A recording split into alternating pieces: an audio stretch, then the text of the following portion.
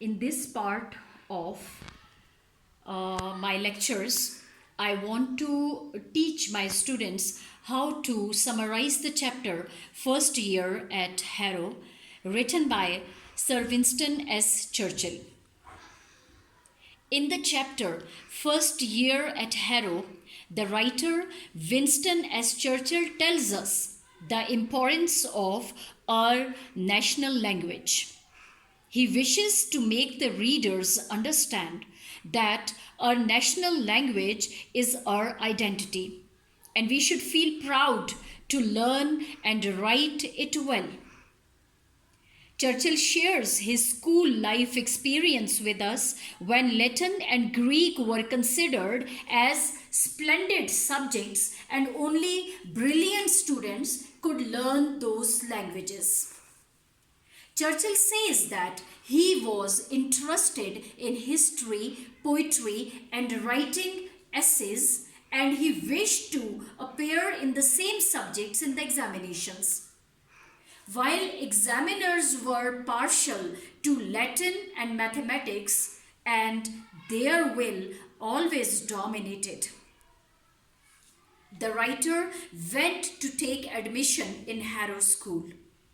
The paper was set from Latin prose.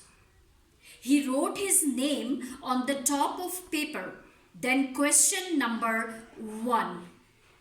After much reflection, he put a bracket around it thus, but thereafter he could not write anything which was relevant. Incidentally, a drop of ink fell on the paper and spread several stains on it. The writer gazed at it for 2 hours. Then ushers took his paper to the headmaster's table. The headmaster, however, took a broad-minded view of his Latin prose and did not depend on paper manifestations. He considered him eligible to pass into Harrow. The merit list was printed in alphabetical order, and his name appeared only 2 from the bottom of the whole school. And the last 2 students also disappeared from the list through one reason or the other. This was quite unpretentious situation for Churchill. The brilliant boys went on to learn splendid subjects like Latin and Greek, while the dull boys like Churchill were given the most disregarded thing, that is mere English, to learn.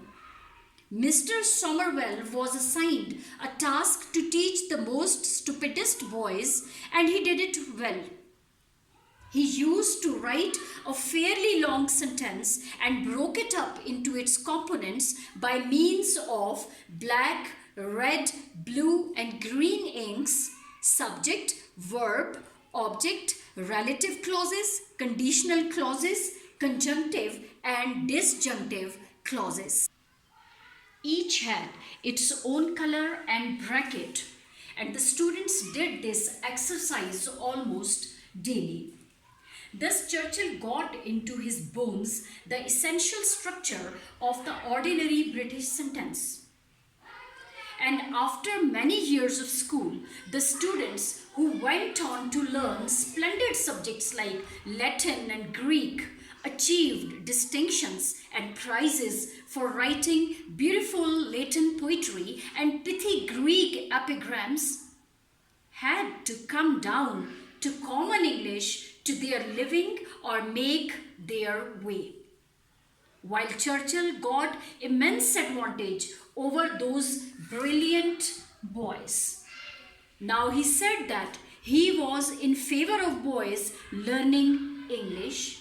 He wished to make them all learn English well first as a priority, then allow the cleverer ones learn Latin as an honor and Greek as a treat only. He becomes harsh at the end when he says he would whip them for not knowing English. He would whip them hard for it. This is how you will summarize this chapter, First Year at Harrow. With this, I thank you all.